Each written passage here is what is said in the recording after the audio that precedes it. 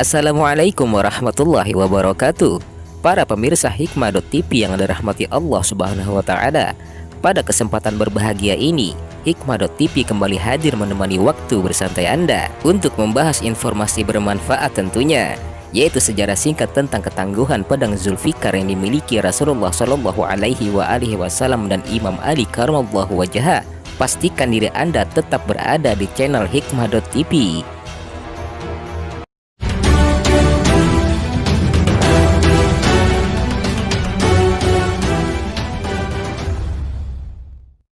Pedang merupakan salah satu senjata perang yang digunakan pada era sebelum adanya senjata api. Kisah menarik dari sebuah pedang mungkin akan menjadi hal yang tak terlupakan bagi pemiliknya, bahkan akan melegenda sampai akhir nanti.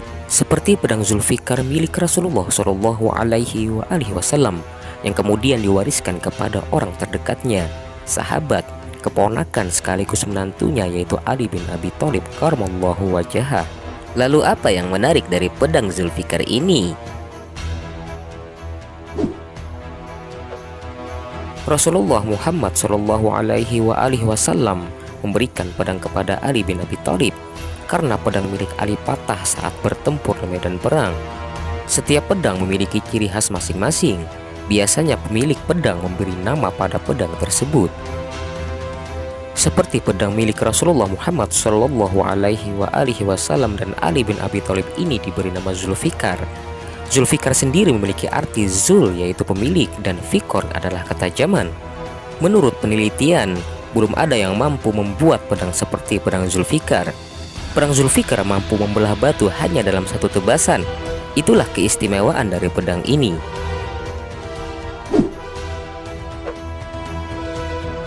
Pedang Zulfikar berbentuk panjang melengkung dengan ujung yang terbelah dua dan terdapat tulisan Arab di badan pedang.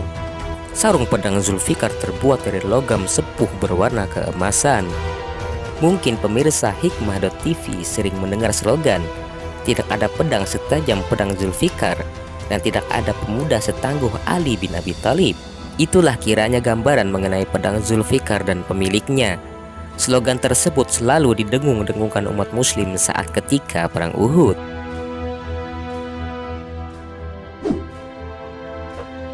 Saat perang Badar berkecamuk, korban yang meninggal dari kaum Quraisy berjumlah 70 orang dan kaum Quraisy menderita kekalahan. Dari 70 orang kaum Quraisy, konon kabarnya sepertiga jumlah korban merupakan persembahan dari pedang Zulfikar Ali bin Abi Thalib. Dalam perang Khandaq ada seorang jawara yang terkenal tangguh dari bangsa Quraisy, yaitu Amr bin Wud al-Amiri. Dengan angkuhnya ia menantang kaum muslimin untuk duel dengannya. Setelah meminta izin kepada Rasulullah Shallallahu Alaihi Wasallam untuk melawan Amr bin Wud al-Amiri, Ali bin Abi Thalib pun bersiap dengan pedang Zulfikar yang terhunus siap menghadapi Amr bin Wud al-Amiri.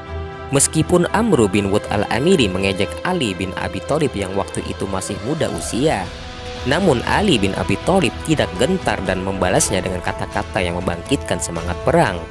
Dalam percakapannya, Amr bertanya kepada Sayyidina Ali, "Siapakah kamu, hai anak muda?" Ali menjawab, "Aku adalah Ali." Amr bertanya kembali, "Apakah kamu anak Abdul Manaf?" Ali menjawab, "Bukan, aku adalah putra Abu Thalib." Kemudian Amr berkata kepada Sayyidina Ali, "Kamu jangan maju ke sini, hai anak saudaraku. Kamu masih kecil. Aku menginginkan yang lebih tua darimu, karena aku pantang menumpahkan darahmu." Lalu Sayyidina Ali berkata, "Jangan sombong dulu, hai Amr. Aku akan buktikan bahwa aku dapat merobohkanmu hanya dalam beberapa detik saja, dan aku tidak segan-segan untuk menghantarkanmu ke liang kubur." Amr bin Wud al-Amiri mendadak menjadi marah dan menghunuskan pedangnya ke arah Ali, lalu menyerang Ali secara tiba-tiba. Ali bin Abi Thalib menangkis serangan Amr dengan tameng yang terbuat dari kulit binatang, sehingga pedang Amr tertancap di tameng tersebut. Tidak menyia-nyiakan kesempatan, dengan cepat Ali menghantamkan pedang Zulfikar pada tengkuk Amr hingga ia tersungkur ke tanah dan bersimpah darah, dan hal itu membuat kaum kafir Quraisy lainnya lari tunggang langgang. Ketika Ali bin Abi Thalib ditunjuk oleh Rasulullah Shallallahu Alaihi Wasallam untuk memimpin perang menembus benteng Khaybar, Ali tidak menyia-nyiakan kepercayaan yang diberikan oleh Rasulullah Shallallahu Alaihi Wasallam. Dengan penuh semangat, Ali mendekati benteng Khaybar dan memusatkan pasukannya pada sebuah batu karang dekat benteng. Setelah siap menyerang, Ali memberikan komando kepada pasukannya untuk menembus benteng Khaybar, dan terjadilah perang yang sengit antara orang Muslim dan orang Yahudi. Ali memainkan pedang Zulfikarnya untuk menumpas pasukan musuh. Tidak ada yang selamat dari tebasan pedang Zulfikar tersebut. Perang yang sangat sengit membuat Ali harus mengerahkan seluruh kemampuannya. Hingga pada suatu ketika orang Yahudi berhasil mengarahkan pedangnya dengan cepat ke arah Ali. Namun dengan sigap, Ali menangkis serangan tersebut dengan tamengnya. Sayang tameng milik Ali terjatuh. Lalu dengan cepat ia meraih sebuah pintu besi besar ada di dekatnya untuk dijadikan tameng. Ali menggunakan pintu besi besar tersebut hingga perang yang dimenangkan kaum muslimin itu usai.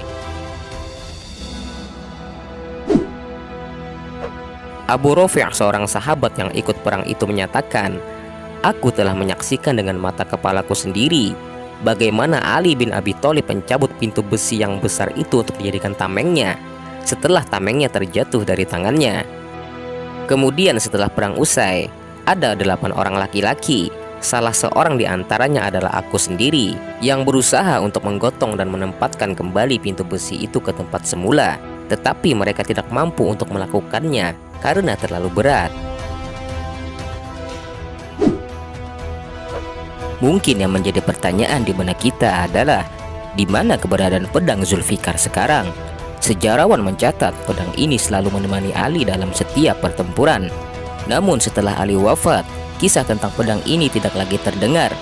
Dalam catatan para sejarawan, pedang Zulfikar terakhir kali muncul ke hadapan publik saat terjadi pembantaian keluarga Rasulullah Shallallahu Alaihi Wasallam di Karbala. Ketika itu sekitar 70.000 pasukan yang dipimpin oleh Umar bin Sa'ad bin Abi Waqqas mengepung Husain bin Ali beserta hampir seluruh zuriat Rasulullah Shallallahu Alaihi Wasallam. Umar bin Sa'ad ditugaskan oleh kepercayaan Yazid bin Muawiyah bernama Ubaidillah bin Ziyad yang ketika itu menjabat sebagai gubernur Kufah.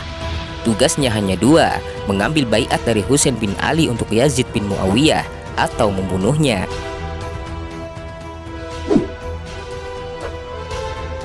Kisah mengenai pedang ini tidak berhenti di situ saja. Pedang Zulfikar juga identik dengan sosok Imam Mahdi, sang juru selamat. Banyak beredar cerita saat menjelang hari akhir, Imam Mahdi akan muncul. Ia dipercaya untuk menjadi pemegang pedang Zulfikar untuk terakhir kalinya.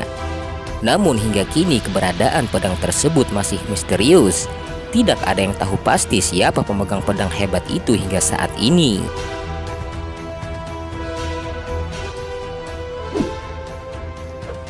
Itulah tadi sejarah singkat tentang ketangguhan pedang Zulfikar. Semoga dapat menambah wawasan kita semua. Tak lupa saya ucapkan terima kasih kepada Anda yang sudah menonton video ini hingga selesai. Dan kembali saya ingatkan bagi yang belum berlangganan dengan channel Hikmah.tv, silakan klik subscribe dan aktifkan icon loncengnya agar setiap materi-materi ataupun informasi bermanfaat lainnya memiliki notifikasi di Android Anda. Wassalamualaikum warahmatullahi wabarakatuh.